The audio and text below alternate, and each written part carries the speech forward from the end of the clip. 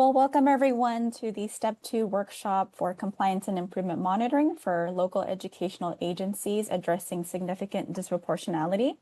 I'm Kian Lauser, the Technical Assistance Manager for the State Performance Plan Technical Assistance Project. We are funded by the California Department of Education through a contract with the Napa County Office of Education. We have my wonderful team here, and you'll have the opportunity to hear from myself and Dr. Susan Stewart. We also have many of the CDE Focus Monitoring Technical Assistance Consultants, FMTA for short, and several of our SPP-TAP facilitators. Jen went ahead and shared the participant folder for materials that we'll be using during our time together today. Thanks, Jen. All right, so if you can please let us know you are here by posting your local educational agency, special education local plan area or organization into chat.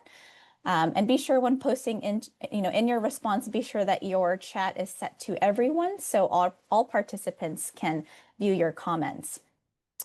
And if you've joined this session with others, please be sure to list the group members in attendance with you. We'd like to see those that are participating. So as I mentioned, make sure to list the names of those with you in chat today. So thank you. Love seeing all the wonderful faces. So as those come through, we're going to go ahead and continue to our next part of the session. So as a reminder, this meeting includes closed captioning. For accessibility, to activate this feature, simply just click the closed captioning icon located in your Zoom toolbar. So one thing to note is today's session is not going to be recorded, but the recording will be shared at a later time on our website. And a link for the recording will also be shared with you in a follow-up email. So this will allow you to definitely revisit the content at your convenience and share it with your colleagues.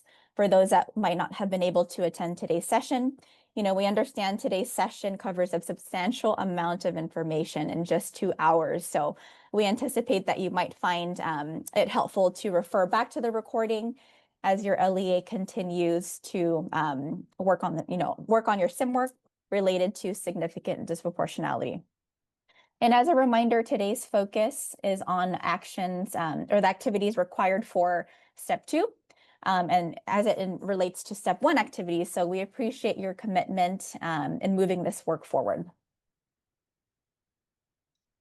All right, so since we are in a meeting format, you are currently muted. There's going to be multiple ways and opportunities for you to engage in today's session. So feel free to continue to post questions in chat as they come up for you at any time. Raise your hand, and then also feel free to unmute and speak. We'll be monitoring chat throughout the session. So definitely, if anything comes up for you, post those into chat. We'll also have a few Zoom polls for you to be able to reflect and check your understanding throughout the session. We encourage your questions and participation today. So if you haven't attended previous SPP-TAP sessions or watched recorded videos previously, we highly recommend you doing so. As I mentioned, today's content builds on those earlier sessions, and reviewing them will help make most out of the new information being shared today. Okay. All right, so many of you are wrapping up, the end of the school year, finishing Step 1. We understand there's a ton of work on your plates. So being prepared to move into Step 2 is the focus today. So to kick things off, we wanted to add a little bit of engagement in the session today. So we've chosen a few song titles, as you can see on the screen, that might capture how you're feeling right now. So in chat, if you can, please drop the number of the song that best reflects your current mood. All right, so number 1, Gloria Gaynor, I Will Survive. Number 2, Don't Stop Me Now. Number 3, Joan Baez, We Shall Overcome. Number 4, Kenny Loggins, I'm All Right. And then number 5, Stop the World, I Want to Get Off. I'm seeing a bunch of 1s and 2s. Wonderful. Number 4, great. Love it. Thank you for sharing. As those continue to come in, we definitely kind of just want to ground ourselves and kind of just check in to see how you're all doing and really understanding that this is a very busy time of year. So thank you for sharing your song selections. All right, so it's always helpful to know where you're heading and how and how you're doing and how that's going to help prepare you for the work that is ahead. It really helps, make sense of the bridge, as you can see on, our screen right now, the bridge between the works in step 1, so where you're currently at right now, and then also soon you'll be moving into step 2, the step 2 activities. So today we're going to focus on the 4 key step 2 activities highlighted here to show how they build on the work that you have already previously done in step 1. So root causes and supporting data, initiative inventory, target population, and theory of action. So just wanted to show this sort of visual to, as a helpful reminder to see how your current work connects to what's ahead of you.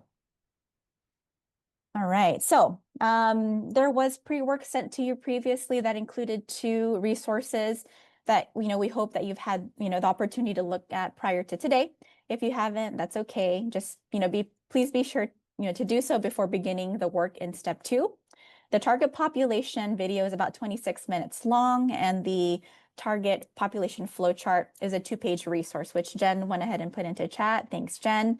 You can find both of these amazing and helpful resources on the caltan.info site as well. Okay, so we want to remind you about the step-well instructions, as you can see here on the screen. Again, this is also a resource you can find on the caltan.info site. If you want to go through this exercise and find it yourself, you can do so by going to caltan.info, select the compliance and improvement monitoring, and the drop-down, select significant disproportionality. And then specifically under step 1, there is a assurance and prerequisites activity handout. And below there, under the resources, you will find the step-well instructions link. And Jen went ahead and also posted that into chat for conveniency. All right. Okay, so next is the step-well template. This resource right here is not required, but we have found that it is a helpful tool. Originally created in response to a LEA request, this template is a fillable version of the instructions and can help you organize your content before entering it into the step-well platform. So we highly recommend using this or another format like Word. It is through Google Docs. So 2 reasons why we would like for you to definitely make sure that you're documenting your work is, 1, technology isn't perfect. So, keeping a separate copy of, documentation protects you from losing your work due to unexpected glitches. And then 2, it gives you a reference for future use for yourself and others within your team to kind of reflect back on and see kind of the work you've done to date. So just a reminder, this does not need to be submitted into step-well. It's just a resource and a tool for you to have. And Jen went ahead and also shared that Google Docs step-well template link as well. All right, so before I go on, I just want to check to see if there's any questions in chat and see if Susan. I Yes. just want to be clear that Yeah. the step-well template is not submitted, but the content that you put into the step-well template, you can move over into step-well. So just want to be clear that it's 2 different places to put your information. The template is kind of a holding place so that when you put it into the step-well platform, you don't lose all that good work that you put into preparing for the step-well submission. Great. Thanks, Susan. I also want to mention, Keyshawn stated in chat, the template also helps you look at the CIM document in totality. Thank you, Keyshawn. Miyoko, thank you. We'll definitely get with you. This would be something that your, access to your FMTA consultant can provide you with. So towards the end, we can definitely get with you and provide you, get you connected with your FMTA to get access to the step-well platform. I'll go ahead and pass it off to Susan. Great. Thank you, Kian. Well, we're going to jump right on into root cause analysis. And I want to just be really clear that we use root causes and interchangeably with contributing factors. And I'll show you why we do that in just a minute. But before we begin, I really want to acknowledge that I know most of you, if not all of you, have done root cause analysis either for a CIM plan or for some other kind of activity. And we aren't going to teach you about the root cause analysis, but what we're going to do is we're going to discuss on how you can either capitalize on the root causes from other activities or plans that you've done, or identify something that's unique to the SIGDIS via the root cause analysis process. We'll also give you a couple of tools to support your work in looking at root causes from a significant disproportionality perspective, as well as talk about some root cause traps that is easy to slip into if you're not intentional about thinking about them. And the biggest part of our time together will be talking about how to apply cultural lens to those root causes. So let's look at what IDEA says about root causes. They don't use that term root causes. What they say is factors contributing to significant disproportionality. And you can see that in the rest of that description that they list a number of possible contributing factors that are often associated with disproportionality. And I want to remind you that these are some, but certainly not the only possible contributing factors.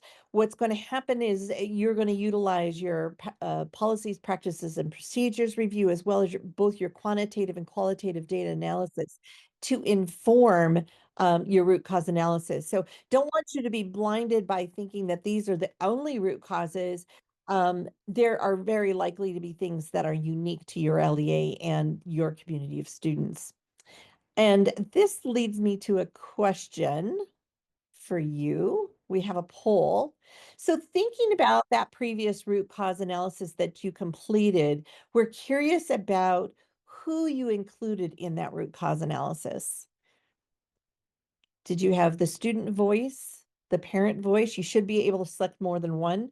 Community voice, general education admin and special education admin, SELPA, gen ed teachers admin, and you can also add others via the chat.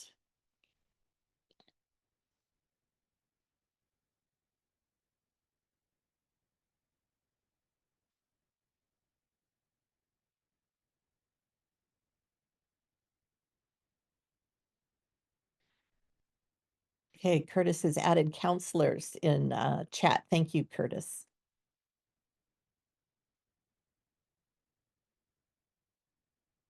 Intervention specialists, okay. School psychologists, yep, okay, great, thank you. All right, Jen, let's see what those numbers look like. Okay, so it looks like there is a substantial amount of general ed admin. Everyone has special education admin. I'm really pleased to see the number of general education admin because even though this is identified in special education, the work happens in special education. So that's very encouraging to see. I also see general education teachers very involved, and the parent voice is up there as well, which is fantastic. We do have some student voice and community voice, which is wonderful to get those multiple perspectives. Also, the SELPA is being engaged, was fantastic. And of course, all those people that you've posted in chat, social workers, family liaisons, family empowerment or engagement facilitators and staff, English language coordinators, that's fantastic, especially if you are out for something like Hispanic SLD. Superintendent, okay.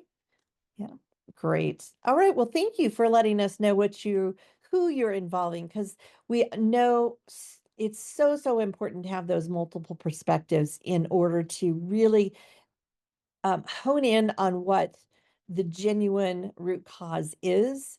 Because if we just look at it from one perspective, that's our understanding of it, but that may not be the full story. When you're thinking about your root cause analysis, your root causes from a previous analysis, I want you to think about have have we included the educational partners in the actual root cause analysis process? If not, can we revisit those root causes with them in order to validate the relevance of the root causes that you focused on? So that's one thing that kind of hint that we'll give you as you're thinking about the root causes that you already have is have you ensured that there are multiple perspectives?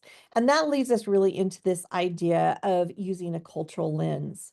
And when we discuss root cause analysis for addressing significant disproportionality, it's essential that we apply a cultural lens to the process. And in that vein, I want to share with you these 6 key features of an equity-focused root cause analysis in education. It's drawn from an article of the same name.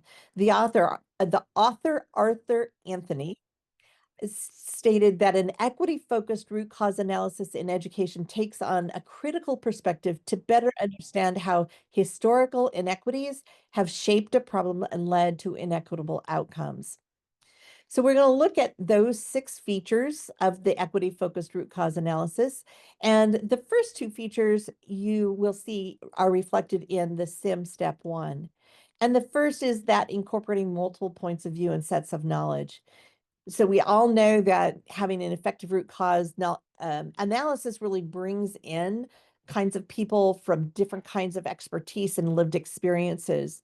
And hopefully by this time, you've identified educational partners, and that includes family members and members of the community, and family members who are not necessarily involved as staff or who are engaged with the school on a regular basis, but people who reflect those students who are having those disparate outcomes. When you gather your detailed sets of data, we also want for you to ensure that you are asking your educational partners to determine what data to collect and how to collect it in order to get the most robust information so that you can determine what your root causes are. Hopefully you've already done that, because that is, again, part of step 1. But when we get to step 2, we start with things like challenging our assumptions, because those effective root cause analysis will have teams challenge those assumptions and biases about what the factors are that are contributing to the thing that you want to change. And all root cause analyses have this in common, particularly in root cause analysis in education, but it's a hard thing to do.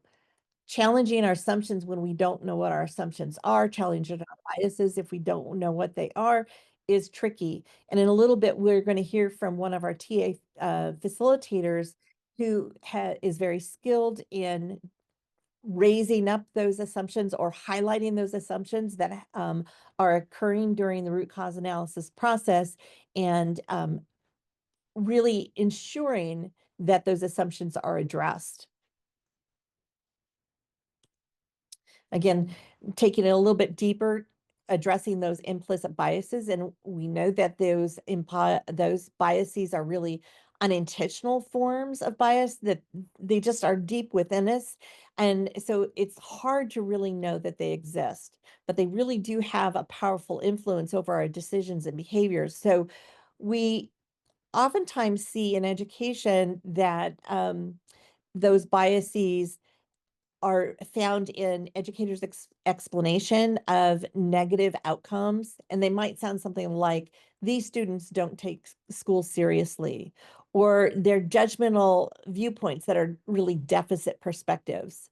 And again, TA facilitators can help your team with guided reflection on your own backgrounds and experiences and those of the disparate group, so that you can address those implicit biases that we don't typically know that we have about particularly certain groups of students.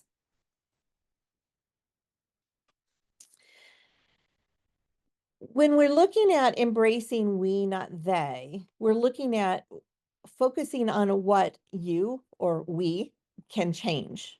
It's a really powerful shift when we frame our thinking in terms of what we as educators could do to face those challenges with student learning, instead of what they do, meaning the students, the community, the families. That they could be any of those people that I just mentioned. And what we know is that research shows a direct link between framing problems of learning as addressable within a school and productive strategies for learning. So really situating you're thinking about your root cause analysis within what is it that we have control over? What is it that we can change?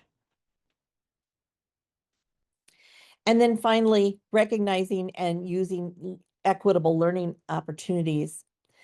And this really suggests that it's not a one size fit all approach to learning. And it really, if we use that one size fit all, it doesn't acknowledge or respect the unique experiences of different learners. And it also, if we're looking at this equitable learning opportunities, it really pushes staff to think about how they can learn from their students in order to see their students or the lack of visibility of the students in their curriculum. Oftentimes we talk about the literature and do students see themselves in the text? And so we can work to with the students to really increase the cultural relevance of text. So all 6 of these different features are part of that equity focused root cause analysis. So we really want you to be thinking about them and being intentional about addressing each of them as you're moving forward. As I mentioned, it can be really helpful to have somebody who's particularly skilled in using a cultural lens, particularly in relation to significant disproportionality. So the SPP-TAP TA facilitators are really attuned to these issues related to SIGDIS. And we're going to hear now from Dr. Mildred Brown, and she's going to talk a little bit about how she has helped a few LEAs apply the cultural lens in the root cause analysis. Now, she's helped many LEAs do this process, but she's going to tell us about 2 or 3 of them. Mildred. Good morning. I'm really pleased to be here, able to share about some exciting work that we've done in the last few years as far as looking at the cultural lens when we are focusing on our root cause analysis. Many times we want to rush or use some root causes that may be applicable to some of your other work, but we really want to put the spotlight on your indicated group. So if your indicated group is one of your ethnicities, then you certainly want to start there with using your quantitative data.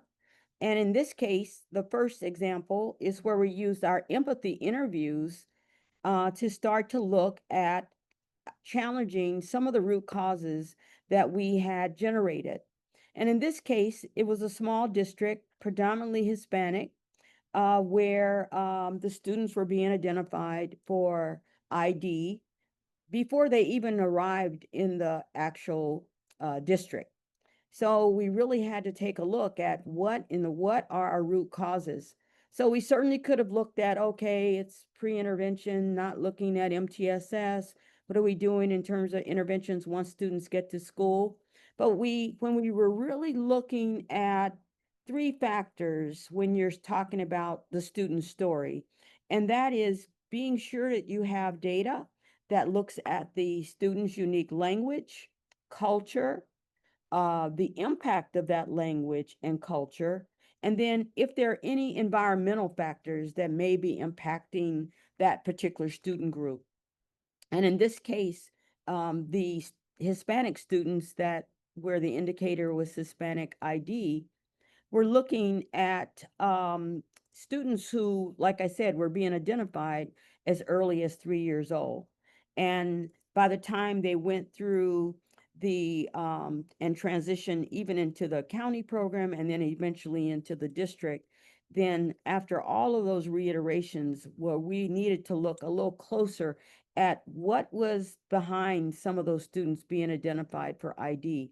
So we did take a look at the unique issues and concerns around a small group of students that were in that student population because they came from a region in Mexico where Mixtec was the actual language being spoken or dialect and not Spanish.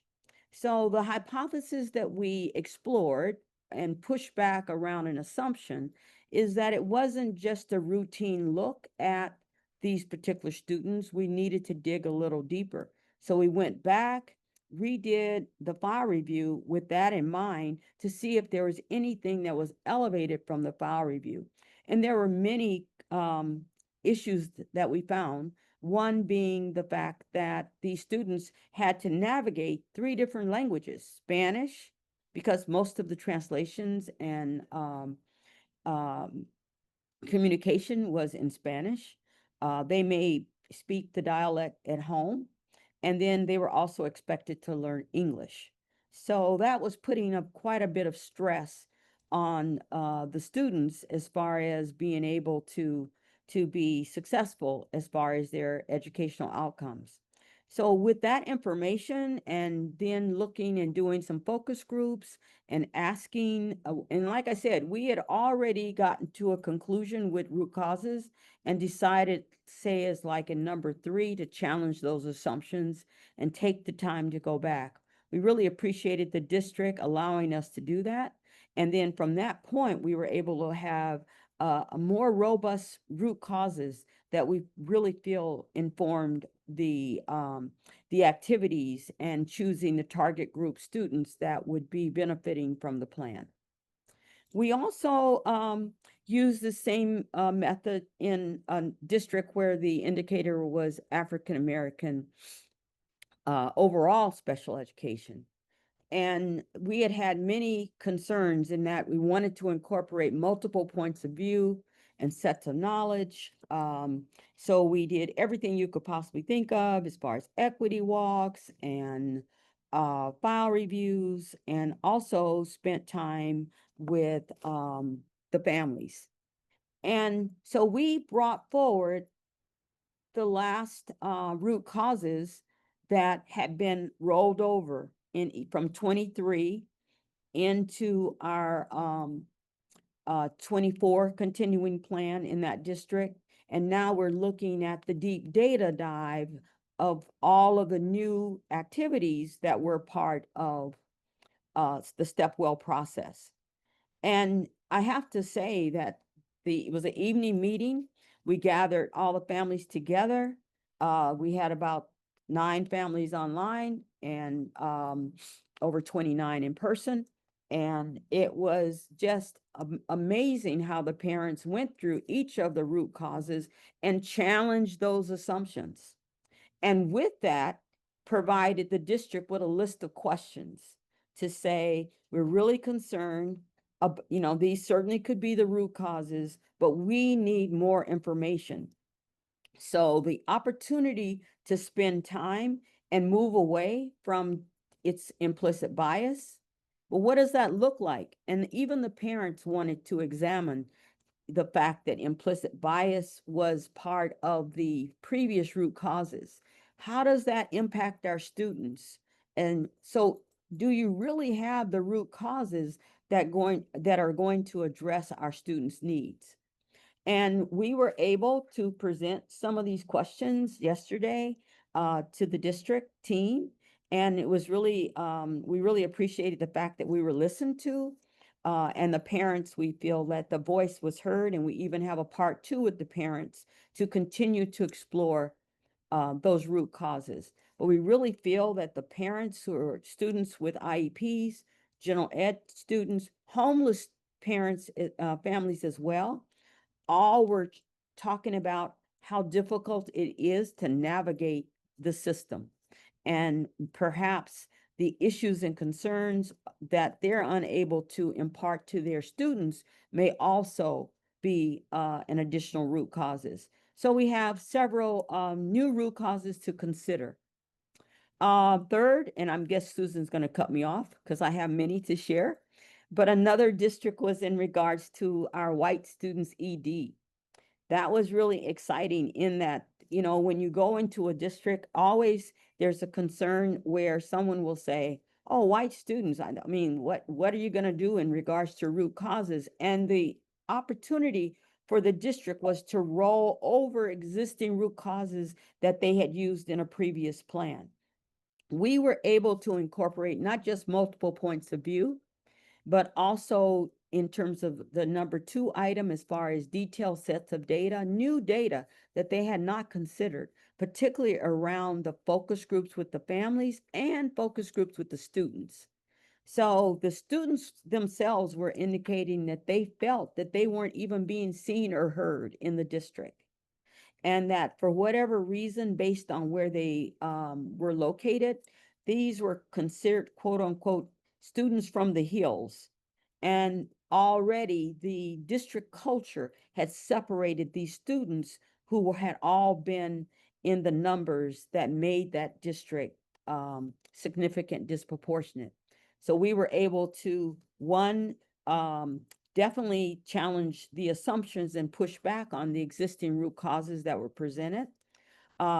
Appreciate the fact that the district was open to hearing new options for and issues and concerns that they may have overlooked, and not considering that these students were pariahs, that they actually were part of the educational community, and that we needed to look at how best to recognize and use those learning opportunities that would be presented if those students were part of the actual target group, but more so that there was agreement that we would use some of the information that we found to elevate in their root causes. And then my final story, if I have one more, okay, is another district where we were looking at African American who I think other health impaired. And we were able to involve the staff in doing equity walks. And once again, this is a district that had a very solid plan in 23 in terms of a comprehensive plan, and now looking at a new plan and what those root causes. It's very simple to say, oh, well, things are still the same. We haven't fixed what we needed to fix. So we're just going to roll these root causes over into this 2025 plan. But it was very interesting to see that the equity walks and the empathy interviews really provided more information of and add more detail to those root causes, and also embrace root causes that focused on the students, as well as root causes that focused on the support for the students as well as the parents. So, like I said, these are 4 examples that we used, and I have to say that not only did we work with the district to create more culturally and also supportive activities, or we're getting ready to talk about activities, but to really take a look at how the root causes will impact the students we choose for the target group. So we want to connect the dots from the root causes that definitely reflect the student's journey and cultural lens, to the actual opportunity to collaborate on root causes, which, after we look at all of our data, to take a look at our target group, who are we choosing, and then what are going to be the best activities that are going to particularly impact that target group. So thank you for the opportunity today for me to be sharing about this good news. Great. Thank you, Mildred. You've given us a lot to think about. And in fact, I made a number of notes of points that I wanted to highlight, but I'd really like to hear from all of you. What were some things that either were new for you that Mildred mentioned or that resonated with you? I'm going to give you a moment or two to write that in chat, because I think as we've been talking about, different perspectives are important. And so my perspective is just one. And I'm hoping to hear from you about some of the things that you heard that from those 4 stories that Mildred shared. Rose says student journeys, that really resonated with her. And Nia had a question about why are students being identified at such an early age? That's a really great question to pose to the team and then go explore that and get a deeper understanding of those students' journey. Megan says student voice. Catherine's talking about empathy interviews and equity walks, putting the student and family experience in the spotlight. That's echoed by Jaleesa, talking about using equity walks around the root causes. Great. Okay. And when Mildred mentioned white ED students, it raised the thought, which students are we not considering and need to? Absolutely. We'll be talking a little bit later about the initiative inventory, and that is one of the processes or the questions that is posed in when you do your initiative inventory is who's missing. And so we'll talk a little bit more about that in just a minute. Anything else? Let me quickly look and see if there was any other notes. Okay, Laura's just sharing about how they learned about the data show that their 18 to 22-year-old program contributed greatly to their disproportionality, and they hadn't considered that piece before. Implicit bias helps me understand some of the maladaptive behavior from the adults. Okay, yeah. Oftentimes we're not realizing what it is we're doing or how it's coming across to others. Absolutely. A couple of things that I wanted to pull out from my perspective is in all of those cases, there was an opportunity for assumptions to be raised and then challenged. And sometimes that was challenged by the data, sometimes that was challenged by the TA facilitator, and sometimes that was something that arose from within the Ed Partners group. Also, there are a number of places where she talked about implicit bias, and you've noted that as well.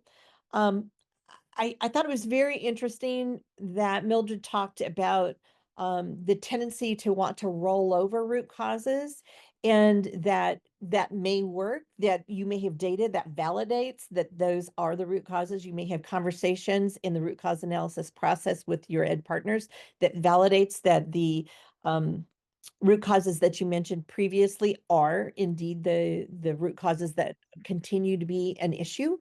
Also, there were opportunities to look at those and assess those rollover root causes and really make sure, is there something else that we haven't paid attention to?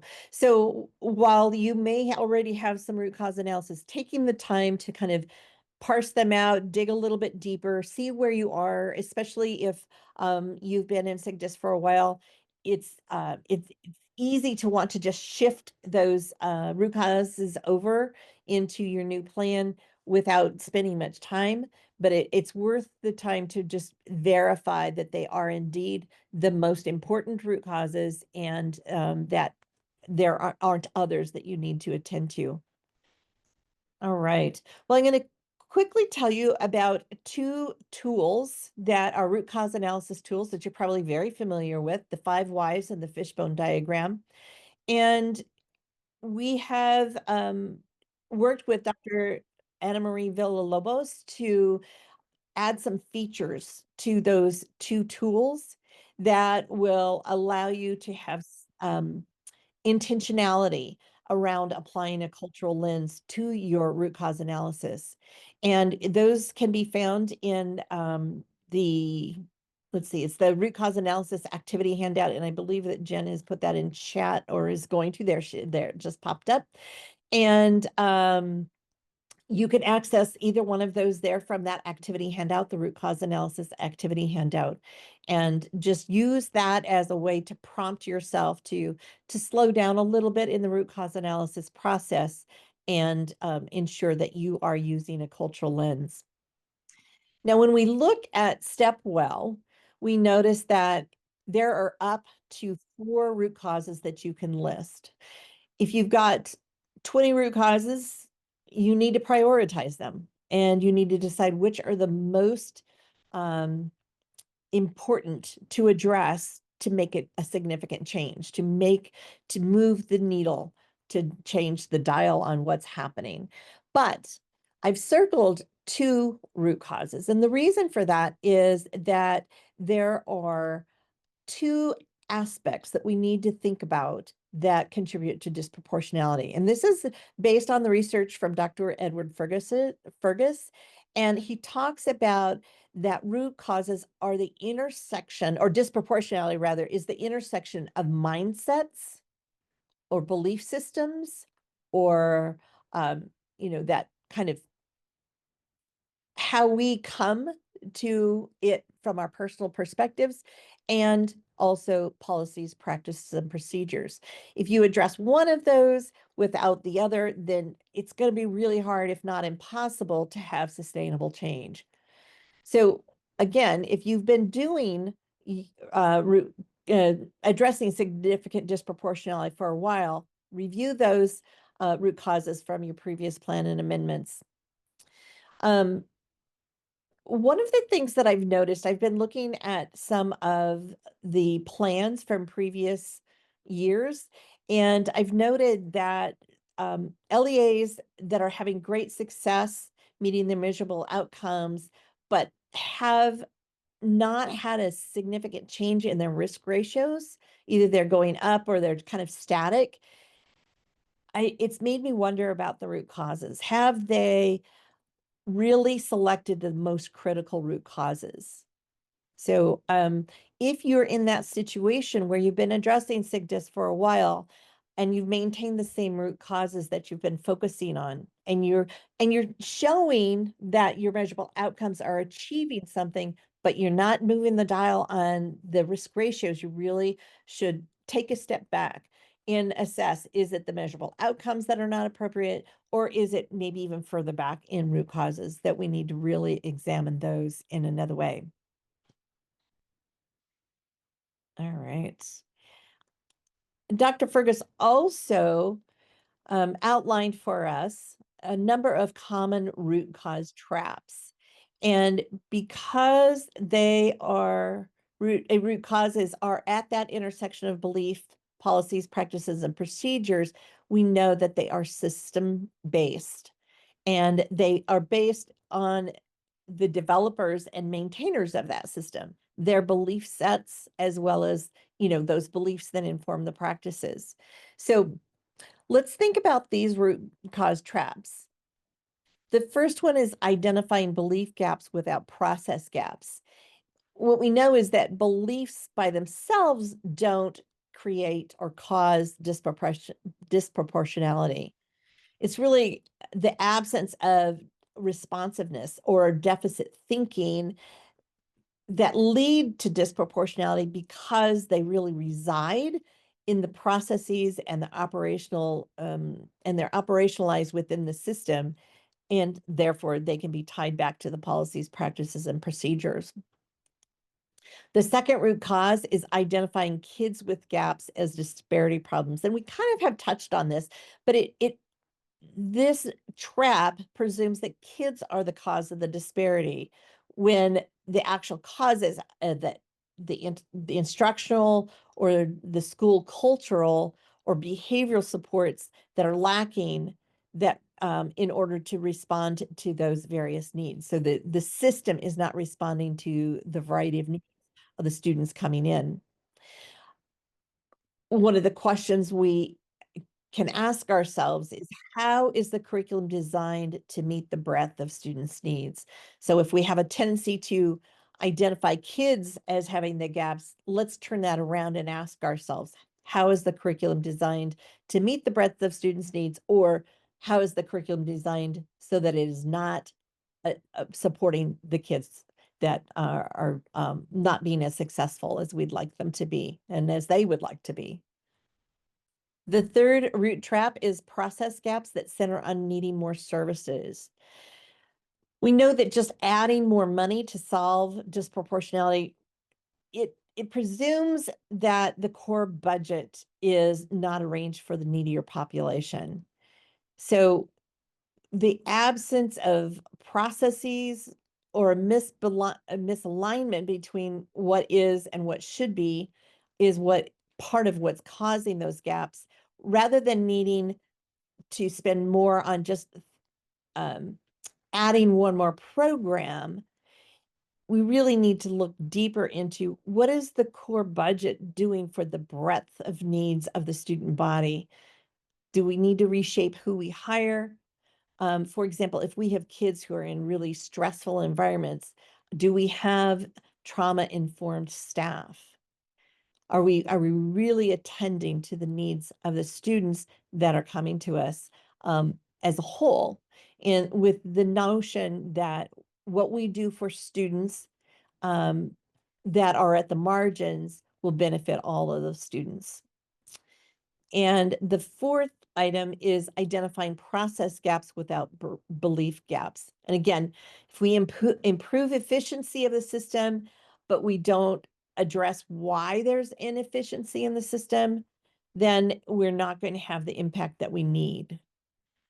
We need to be able to not only address those systems issues, but also address the mindsets that are behind them. Okay. Crystal is wholeheartedly agreeing. I'm not sure exactly which one she's wholeheartedly agreeing to, but I'm glad to know that that is working for you. What I want to say is that we're calling these common cause root traps. And I really encourage you to use these traps as an assessment tool to ensure that when you get to your root causes, that you say, do we have root causes that include both process and mindsets? Do we, are we tending to identify that the kids are the problem, or are we focusing on the systems, the things that we can change? Or are we looking at the system as a whole rather than looking at programs in isolation to address specific gaps? All right, welcome back, everyone. Hope you found that little 10-minute break refreshing and you've had the opportunity to kind of stand up, stretch your legs, because I know 2 hours is quite a bit of time. So I'm going to go ahead and move us along. So I want to take a moment to talk about the initiative inventory activity, specifically in step 2. So this tool is used across various CIM processes. And it may be familiar to LEAs that have previously participated in significant disproportionality work. So what sets this version apart are the updated instructions, specifically around instruction 3, highlighted there on the screen, which asks you to intentionally connect and align your initiatives with the root causes of disproportionality, as well as the gaps in services for students who need the most support. So it's really important, I want to highlight, is that you include both general education and special education initiatives to capture the full picture of what's happening in your LEA. As Susan mentioned earlier, so one common trend that we have seen in past plans is that, when initiatives describe services as being for all students, gaps often, typically go unaddressed. And, while the intent may be so that all students benefit, in practice, access isn't always equitable in that manner. So, and as a result, some students, some specific student groups may face barriers when we go with that approach. So something to kind of think about, as an example, some questions are, are English language learners provided with appropriate language supports to access advanced placement courses? Are students receiving tier 2 or tier 3 supports unintentionally excluded from enrichment initiatives such as the power hour because of scheduling conflicts? So some things to kind of think about as you're looking at your initiative. So really being mindful of these issues really helps these initiatives truly reach and supports all students equitably. Okay, so as you move forward, one thing we want to kind of make sure is that you revisit and update your initiative inventory. So really building on what you've already done by removing completed initiatives. So another thing to kind of keep in mind is adding new or missing initiatives, especially those from across departments. So remember that CIM for SIGDIS requires inclusion of both general and special education efforts. You want to assess for gaps. So does removing an initiative leave any student groups without needed support? So really thinking about that, right? And then lastly, You'll want to reevaluate the revised inventory to identify any remaining service gaps for student groups needing targeted support. So keep returning to this inventory as you develop your plan to address the contributing factors to disproportionality. So you may discover ways to really embed your SIGDIS efforts within broader initiatives without supplanting them. So this not only strengthens existing efforts, but it also promotes long-term sustainable support for all students that are most impacted. Okay, so what we'd like to do next, we have a question for you all. So now that you've examined racial and ethnic disproportionality, what should be added to your current initiative inventory?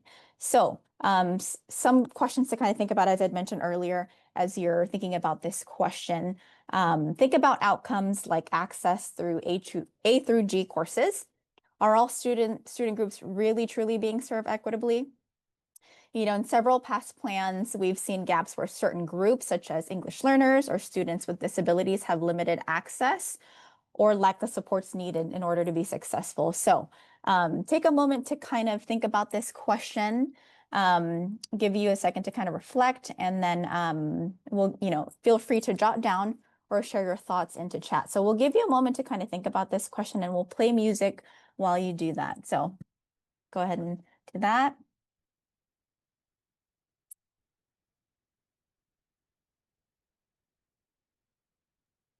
I guess our music is not going to play. Okay, no worries, no worries. Not a problem, Susan. Okay, so we'll go ahead and just give you a few minutes to kind of just think about that. And then, as I'd mentioned, feel free to kind of jot down your thoughts into chat. And for those of you who are new to significant disproportionality, this would be a great time I know that you're looking at your initiative inventory from a previous CIM, really looked at your special education programming.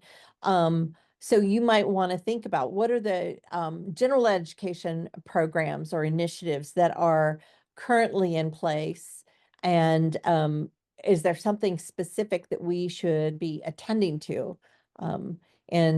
So we'll give you a moment to do that. I'm not going to read each item as it comes into check because I want to give you some time to think and write.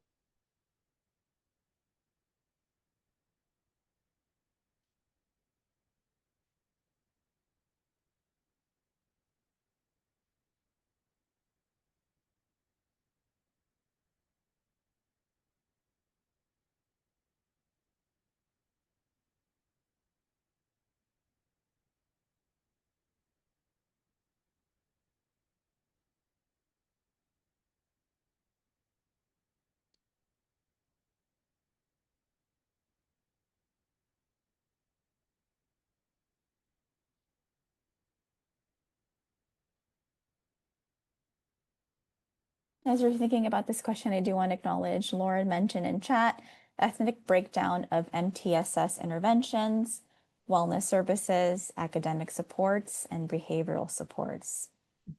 Thank you, Laura. Yeah, that's a really critical piece, especially if you're moving into looking at the initiative inventory from having looked at it generally from a more general perspective into now looking at it from the racial ethnic disproportionality perspective. Go ahead and add some more ideas into that if you would like to. Oh, here we go. Han says increased our level of prepared graduates specifically for our ELs and LTELs.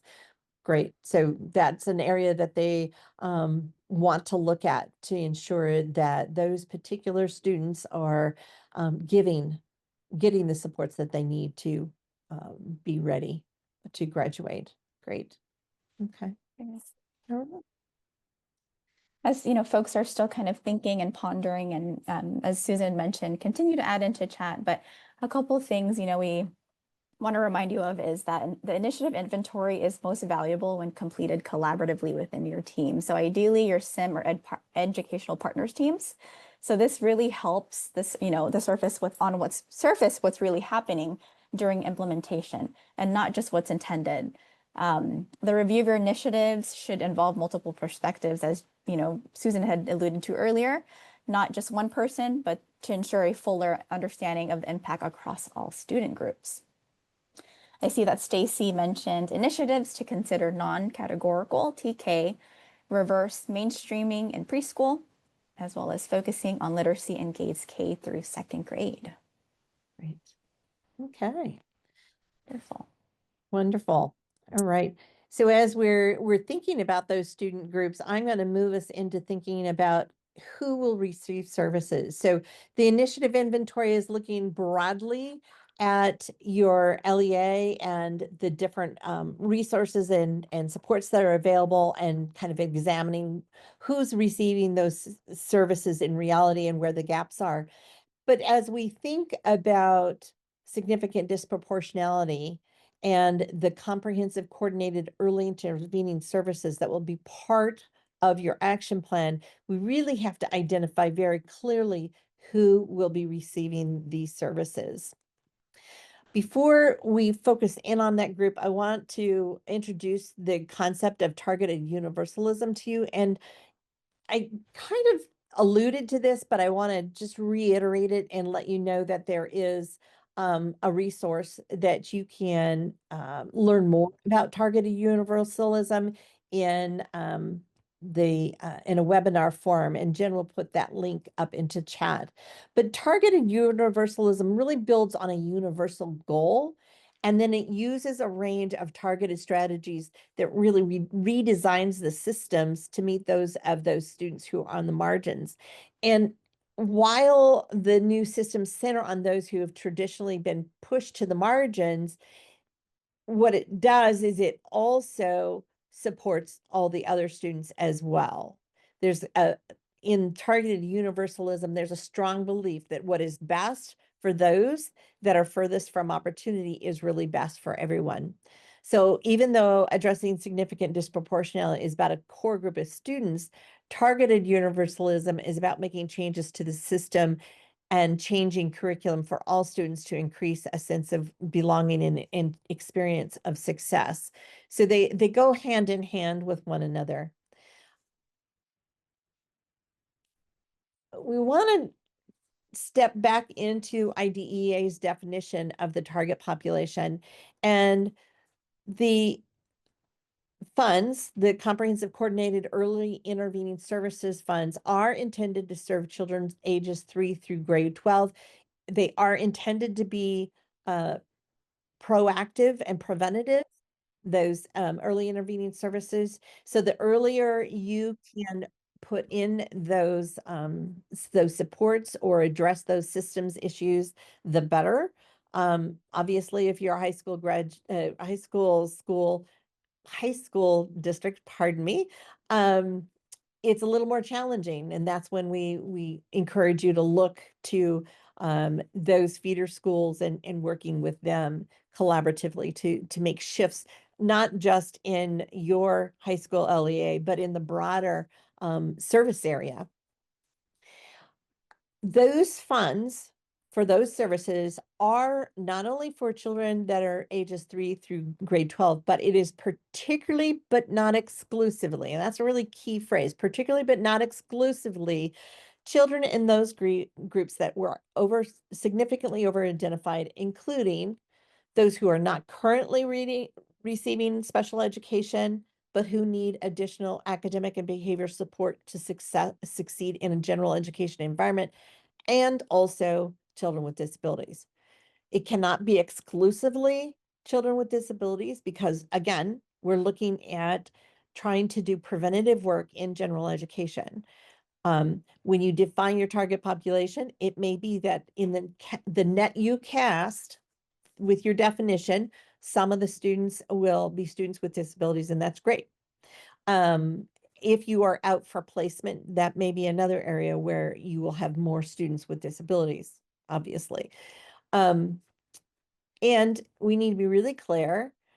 I mentioned this piece about you can't limit it to children with disabilities. You also cannot limit your target population to one single race or ethnicity. That cannot be your defining language around your target population. So why do we have this target population? I mean, obviously, it is going to be who you're serving. And it really provides a through line. It's kind of the waypoint, if you will, if you're into maps. It's the waypoint. It provides a through line from the data to the root causes to the measurable outcomes and activities, implementation, and monitoring. But that target population is like the focal point of all that work. Also, you are going to really need to define that target population so you know exactly who it is that's going to receive those CSA services, because you have to report to CDE exactly who is receiving those services. You have to have unduplicated student count numbers so that you can report to CDE who has received those services, which are the students that you are targeting for these services. The flow chart, we mentioned this earlier, was provided to you in your pre-work email, and also along with the recording that Kian mentioned. I'm not going to go through the flow chart, but I do want to highlight a couple of key points. Your root causes should really point you to the criteria that will help you define your target population. So the work that you're doing in the root causes is going to be really helpful in helping you, narrow down your target population to ensure that you've got the right student group, which will ultimately, hopefully, create change around how those students do and ultimately your risk ratio. The criteria for your target population, the criteria that you use in your definition of your target population determines which students will be in that target population. So you may have to, and I've seen this a number of times, you may have to revisit your criteria several times using this flow chart so that you can make sure that you've identified the correct students and also have a student group, a target population of a manageable size. If you have a large target population, let's just throw out the number 500, you have to assess for your LEA, is that a reasonable group of students to be using for the amount of funds that you have, and also that you can manage as far as monitoring and tracking their services. Okay. I'm checking to see, oh, okay, the flow chart is in the handout. Okay, great, yes. So, So Susan, we do have a question. okay, great. So when a district actually is tracking these students, do they actually provide a list of student names and ID numbers when they report the target population to CDE? No. You're providing numbers of students. It's a count of the students. But what we recommend you do is that you use student IDs in order to track those students that are receiving the services. That way you can avoid duplicating your numbers. I hope that answered that question. Okay. Thank you. Okay, good. So over the years, we've analyzed, as I mentioned, the plans, and we've paid special attention to target populations. And we have found that several common errors happen, and we want to alert you to that so that you can avoid those problems. And also you can use those errors as actually a way to critique the description of your target population. So let's look at those common errors. The first is missing racial demographics of the target population. What I want to be clear about is you cannot use race or ethnicity as part of your criteria in defining your target population. But once you have identified your target population, the criteria, then you go back and you do some sorting to find out if we highlight students who are in 3rd through 5th grade, who are reading at a level 1, who are chronically absent and have one behavioral referral, then you're going to go back and look at who are you capturing in that net of your criteria description?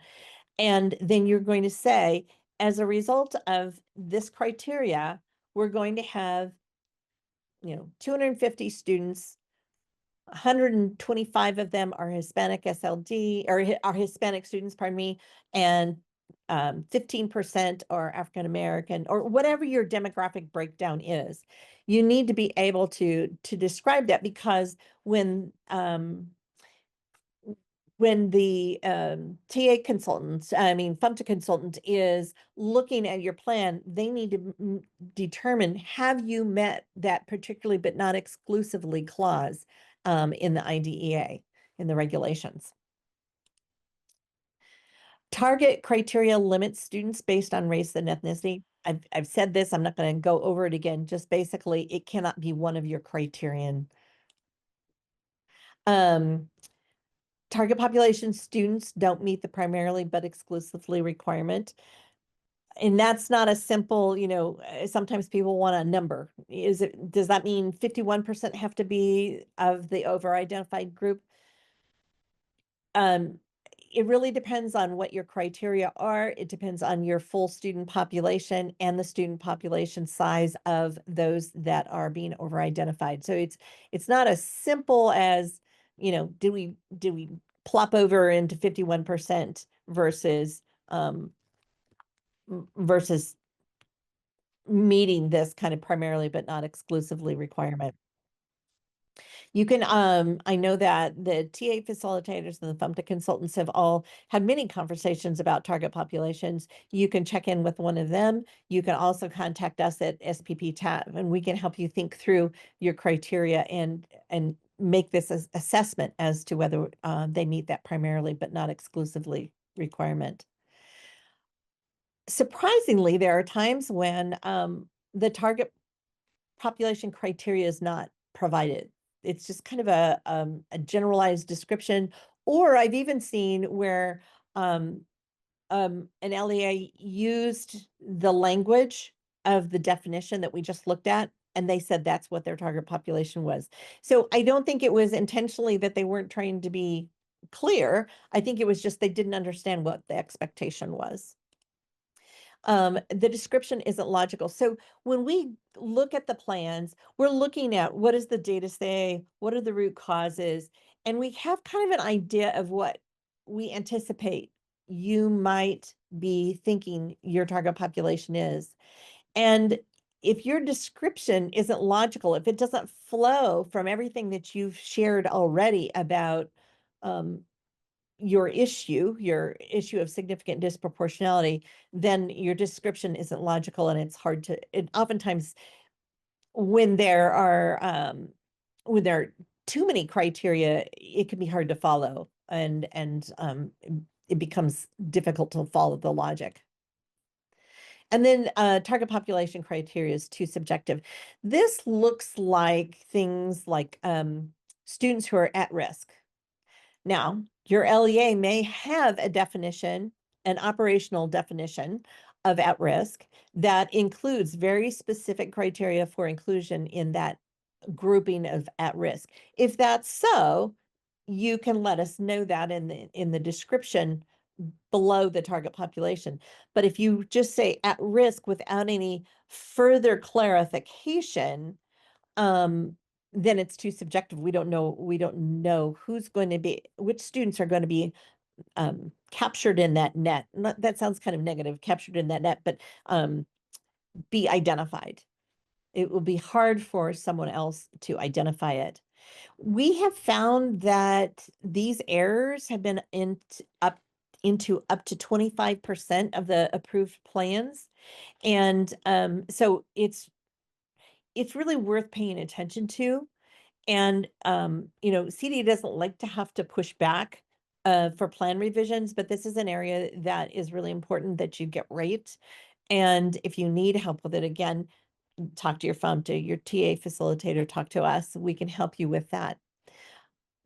One of the things that we recommend is that you hand it off.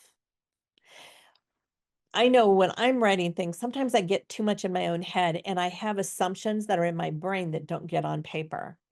So hand it off to somebody who is not a part of your educational partners team, who's not part of your CIM team, and have them critique it and tell you if they know exactly which students they would be working with in those comprehensive coordinated early intervening services. If they can't identify that group, then you need to go back and clarify your target population. And Mildred is pointing out that your activities in your plan are intentional support for the target group of students. So how are the students being touched? And how will you measure the impact on those student outcomes? Absolutely. So really everything that happens in your plan revolves around these students. And we'll talk about this more in workshop 3, but even your professional development for staff. While, and this is something that isn't one of the tips that I want to share, I put on the slides, but I do want to say it now. The only individuals that should be in a target population are students. Even if the teachers are receiving professional development, who are they receiving that professional development to support? It should be that target population, because we want to see that if teachers receive professional development, they provide different services to students, and eventually that impacts student outcomes and it impacts your risk ratio.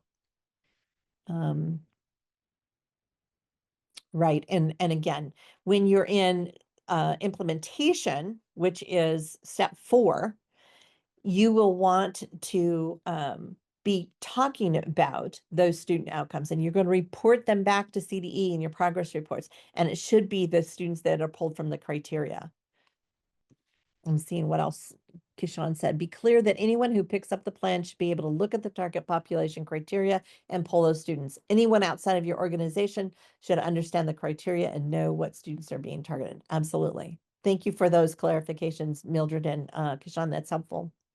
So we're going to take a moment and we are going to gauge your learning around the target population. So hopefully you had a chance to look at that target population video and flowchart, but even if you didn't, you will be able to participate, and you can use this as a learning opportunity, not just as a demonstration of your knowledge. I'm going to turn it over to Kian for this. Thank you, Susan. Susan has mentioned we're going to take the opportunity right now to kind of do a temperature check on your learning around target population on whether it's appropriate and approvable. So we'll do that through a series of poll questions. There's going to be 6, so we do encourage you to kind of jot down your answers, and then kind of how you do add notes to support your understanding. So we'll go ahead and post the first question. So the first question is, can a target population consist entirely of general education students?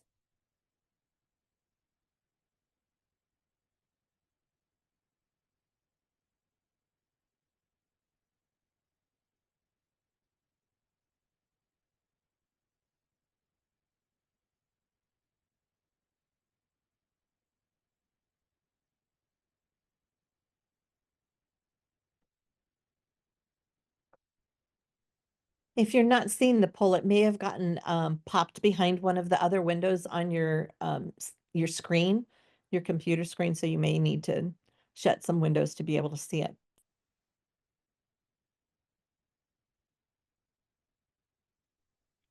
Okay, let's see those numbers. Right, so it looks like about the majority answered yes. There's a couple no's and a few maybes. So, the correct answer to this question is yes. The students within the LEA's target population must be predominantly students of the same ethnicity or race as the LEA's identified student group as required by IDEA, as Susan had mentioned earlier.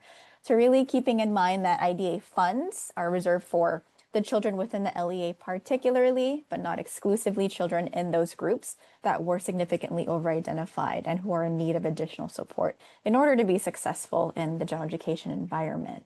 Okay. And Kian, I wanted to jump in a little bit, if that's okay. The distinction here that we want you to be particularly aware of is that you may not have a population, a target population that is entirely of special education students. However, you may have a target population that is entirely of general education students. If you're out for placement, that's another story, but the majority of you are not out for placement. So you could potentially have all of the target population being general education students. There's nothing that says that you cannot do that. Wonderful. Thanks, Susan.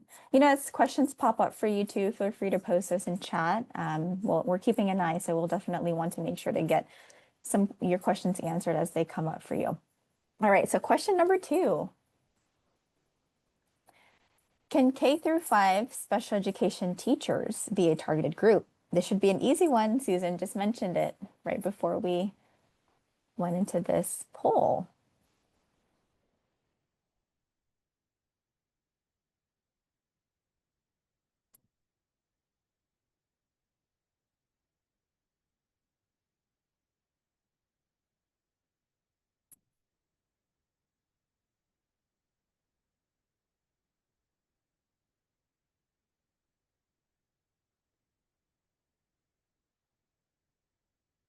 Right. Want to share those results? Okay, so it looks like the majority have answered no, and that is the correct answer. The targeted group is always going to be students. And as Susan mentioned earlier, you know, teachers, if it's specifically for PD, who are they providing services for? It's the students, right? So is it impacting the student outcomes? So Susan, is there anything you want to add more to that to kind of elaborate? Yeah, in addition, the professional development needs to be the teachers in the general education environment.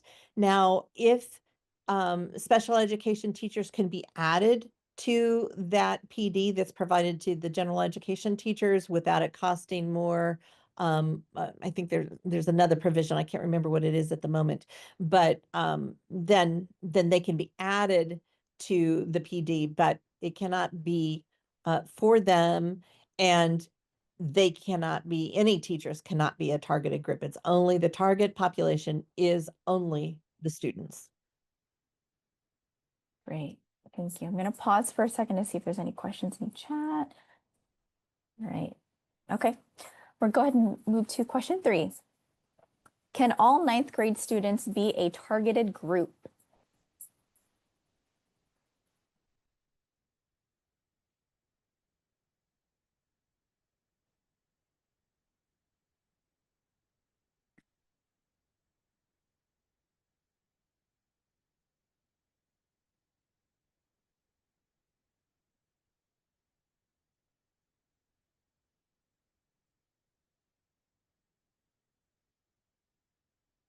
All right. Go ahead and share the results in just a moment.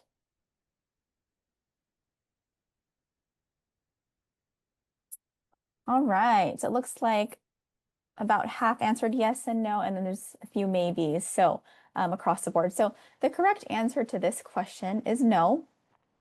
All 9th grade students do not need additional support in order to be successful within the general education setting.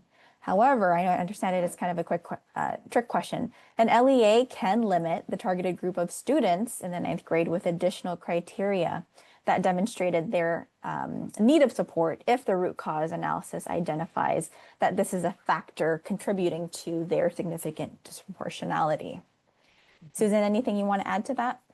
I think you addressed it. You know, it's the point being that when we're looking at comprehensive coordinated early intervening services, it's for a particular group of people that need support in order to be successful in the general education setting. So it can't be all of one group, 9th graders, all of the elementary students, anything like that. You need to whittle down to really use your criteria to identify which 9th graders need the supports. So Susan, there's a question that came up in chat around that. So if our intervention is truly at tier 1, how do we account for this? Well, I'd need to know more about what your tier one supports are and if they are new or if they are being put into place as part of CCIS. Generally, the intention is that these are additional supports. These are not tier one supports. These are additional supports to avoid supplanting, correct? Mm. Kishan's comment about ninth graders is that if a district thinks all ninth graders need support, then there's something within the system that is needed, and using CSA's funds will be supplanting because the district should be providing this. Great, thank you very much, Kishan. Great, Keyshawn, thank you. All right, I'm going to go ahead and move us into question 4. All right, so can the targeted group be all at one school site? Yes, no, or maybe?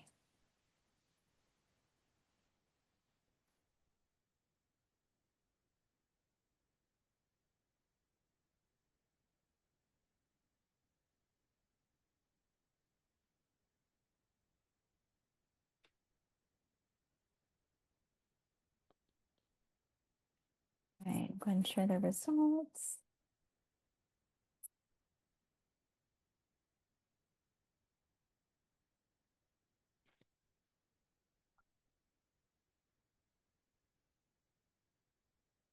Wonderful. Okay, so it looks like the majority of you have answered yes, a few maybes. So the correct answer to this question is yes. An LEA can limit the targeted group of students at one school site with additional criteria that demonstrated that students needed the additional support to be successful if one of the following are true. The students are primarily, but not exclusively, of the over-identified group, and the data supports the identification of the particular school site. So meaning that the root cause analysis identifies factors contributing to that. Okay.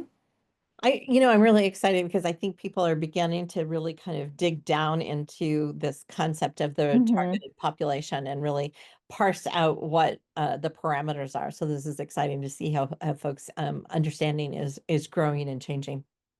Yes, agreed. Okay. All right. So just checking chat real quick. All right. Question 5. So can white students with 3 or more office referrals be a targeted group?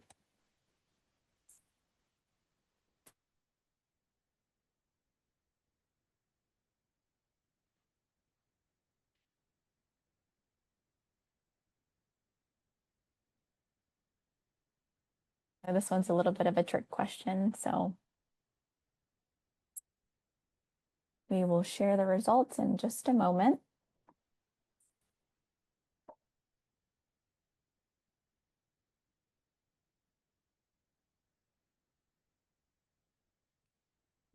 All right, so it looks like it's about half and half, and a few that have maybe have answered. So the correct answer to this question is yes. Oh, sorry, no, I apologize, is no. The targeted group cannot be exclusively the children within the groups that were significantly over-identified. So as Susan mentioned earlier, if you remember, it cannot be race. Race cannot be the target population, right? So Susan, is there something additional you want to add to that? Yeah, and that's a federal regulation outside of the CSACE and SIGDIS regulations. And it's basically that you cannot provide with federal funds supports to a single race or ethnic group. Yes, so Thank you. confirming white students can be part of a targeted group, but cannot be specified. Cannot be solely. Writing it out as the definition of your target. Great. Thanks, Jen. Okay, so last question, question 6. Our identified group is less than 5% of our population. Can our target populations be 5 to 10 students?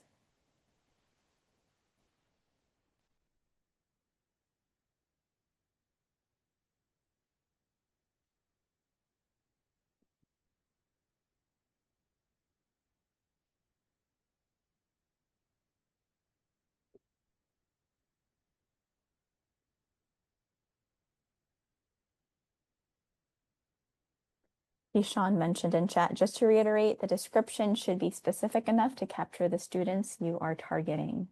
Absolutely. Thank you, Keyshawn. All right, so we'll share the results in just a moment.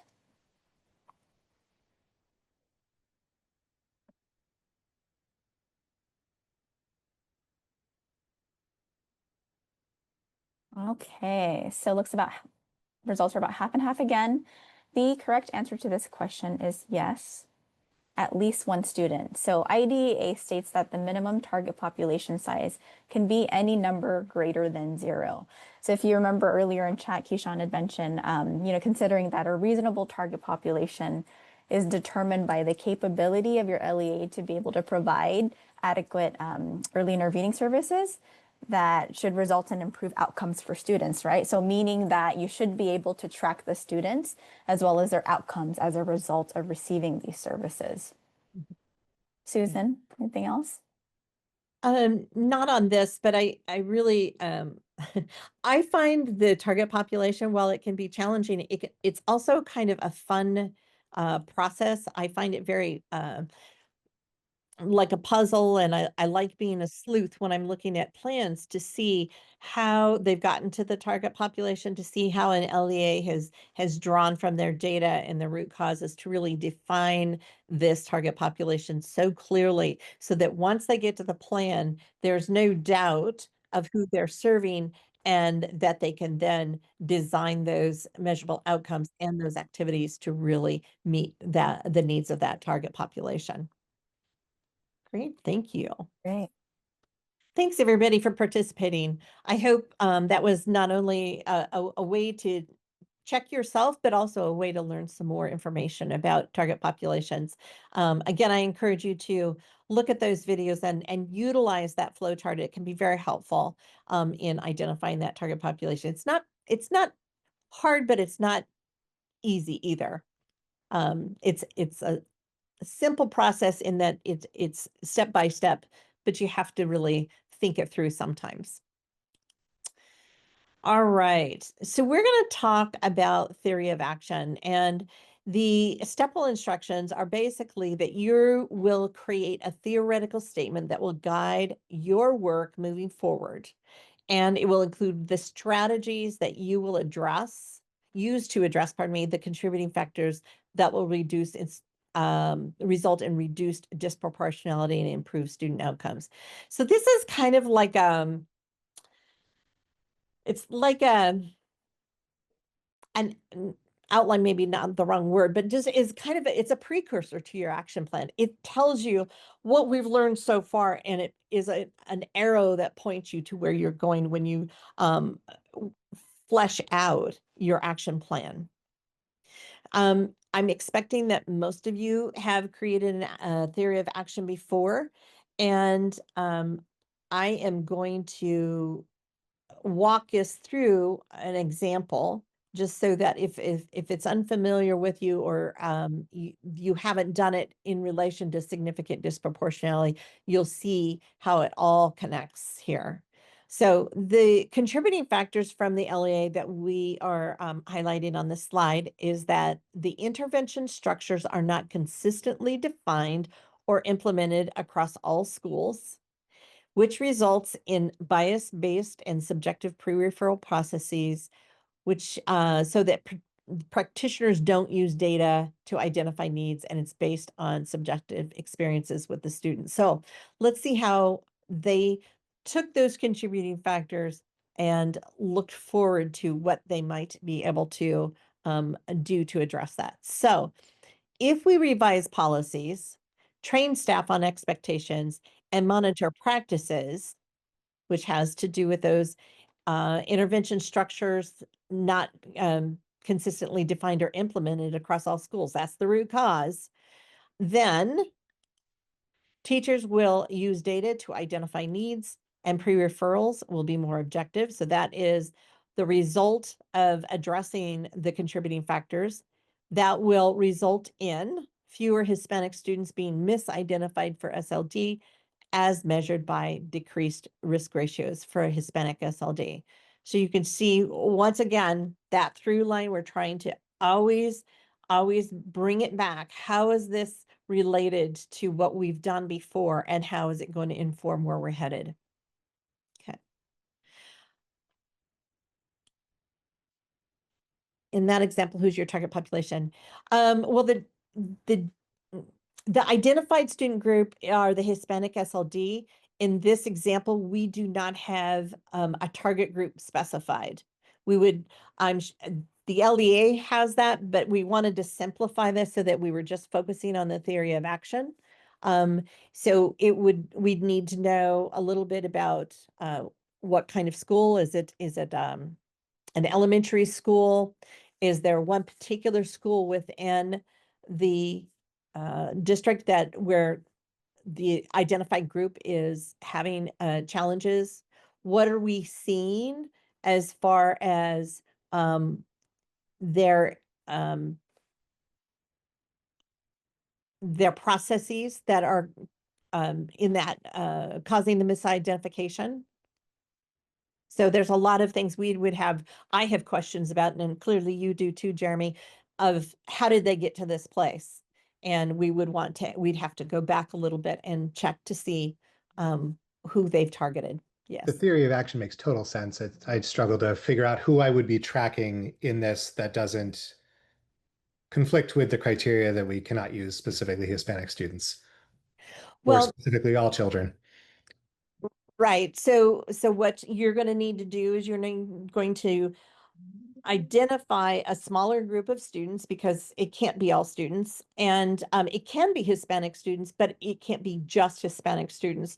So if your criteria are things like lower reading at a level 1, and let's say they're also having discipline issues, so you know a little bit more about their student group, you use those criteria, and those are going to then kind of cast this net.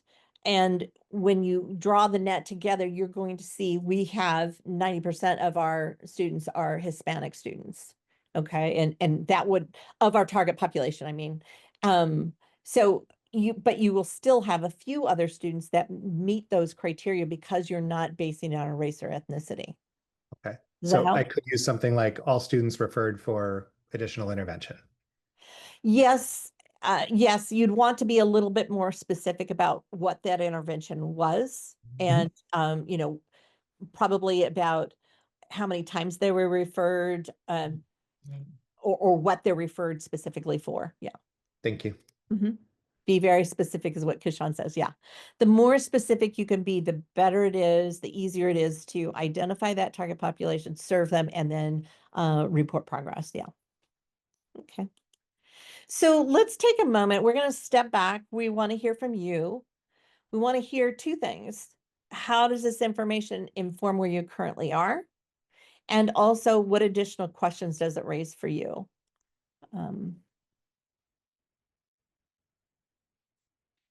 And while you're doing that, I noticed two things. Kishan says that you know who you're trying to capture, but anyone picking up the plan may not know unless you're super specific. And I wanted to go back a little ways back. A question that popped up for us was somebody wanted to ask Mildred about your equity walks. Let me see if I can find that again.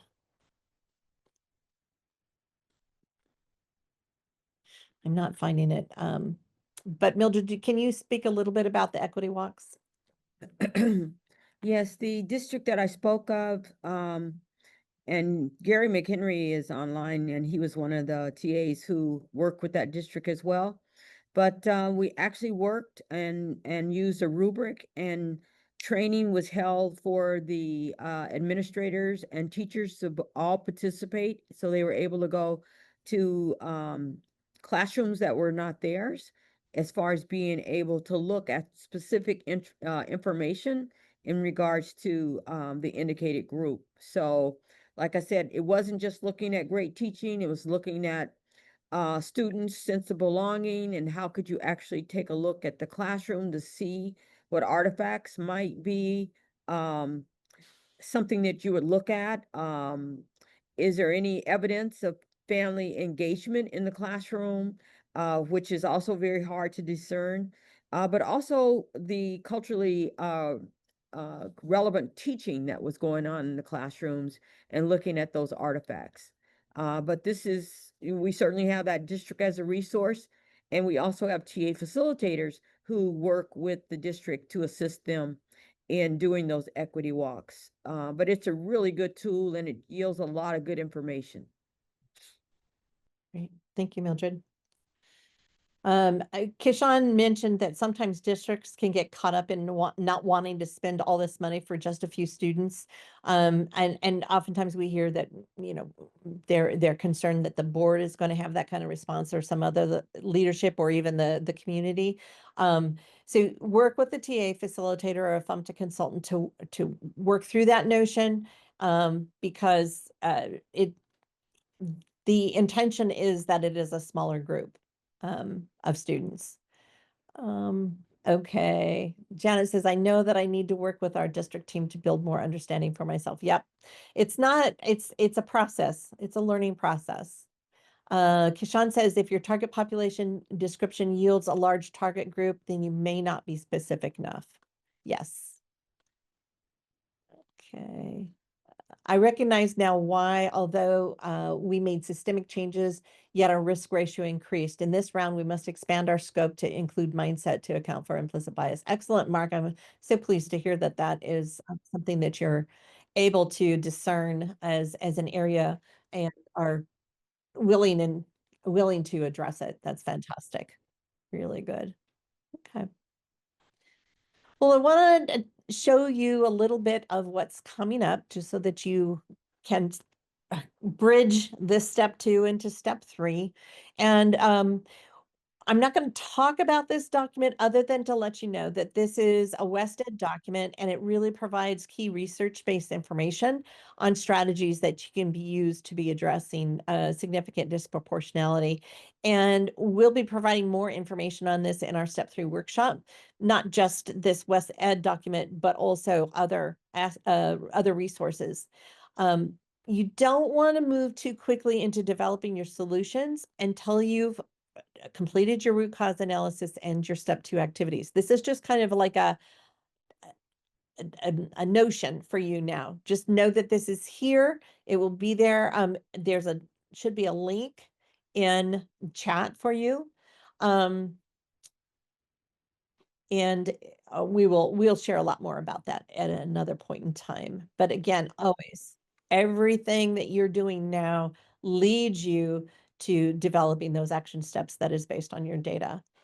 And it looks like Mildred wanted to make a comment about sometimes it's very difficult to change hearts and minds, but you can certainly look at changing behavior. Thank you, Mildred. So I went the wrong way.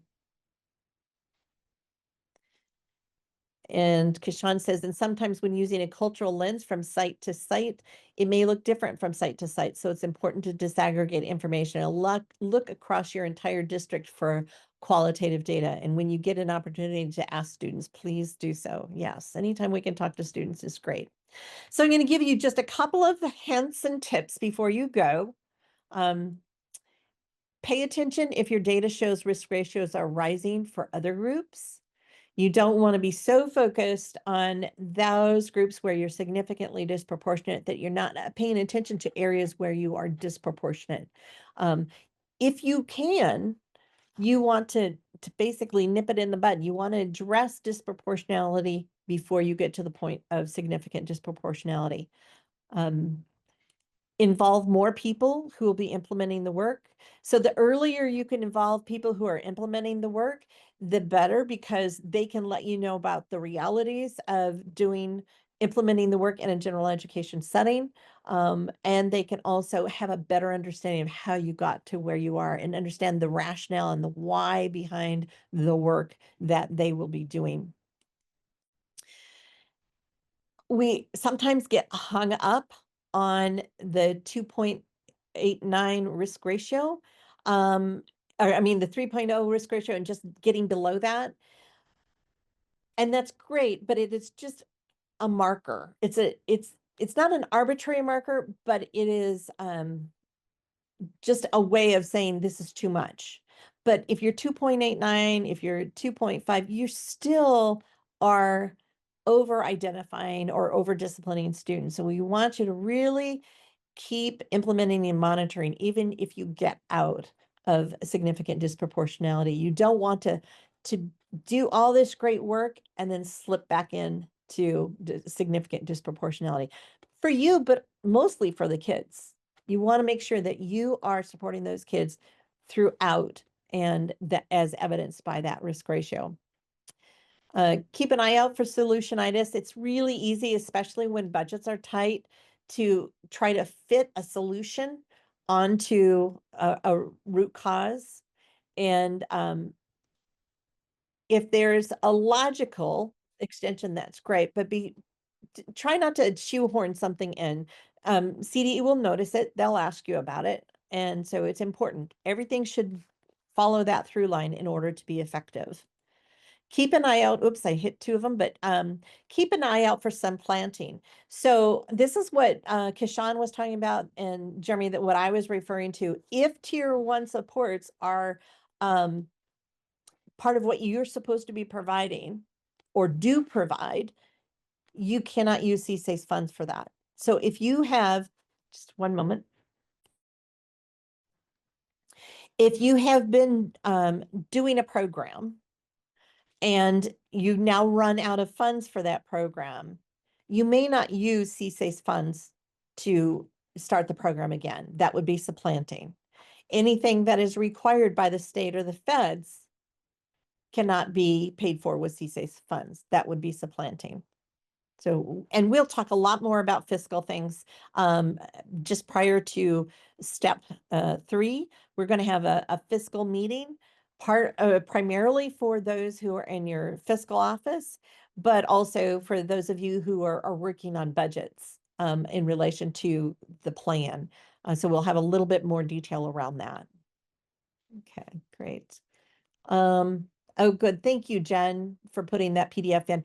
Yeah, I'm not sure. We have noticed, and just if you run across this in when you're looking for an article that we've shared with you or is on our resource directory, and there's not a link that's working, we have found that many of the organizations that are federally funded have pulled some of their resources off temporarily or made them unavailable temporarily. We may have a PDF copy of those things. So just let us know if that's the case. So what we're hoping today is, in the past, we've used the puzzle metaphor to kind of illustrate how everything in the CIM is connected. Today, we kind of introduced this concept of the bridge. And we're hoping that these workshops and virtual meetings that we hold will bridge the activities in step 1 to the activities in step 2, as well as the action plan development in step 3. And finally, from that development of the plan to actual implementation of the plan in step 4. And so we hope that we've been able to build part of that bridge for you today. And we would love to hear from you. Jen is going to put up a poll to give us the opportunity to hear from you about what worked today and suggestions for improvement and what else you'd like to hear. I'm trying to see if there's anything else in chat, but my chat is not letting me roll. So Jen or Kian, if you could let me know if there's anything I haven't addressed in chat, that would be great. You can contact us here at SPP-TAP at napacoe.org, or you can contact CDE. Their general email address for significant disproportionality is SIGDISP. That's SIGDISP at cde.ca.gov. And just to let you know, we're here. We're available to support you along with the FMTA consultants at CDE and the TA facilitators. So thank you so much for your time. I know it's on the cusp of summer and vacations, and so we're grateful for the time that you have shared with us today. Hope it's been helpful, and please let us know what has been helpful.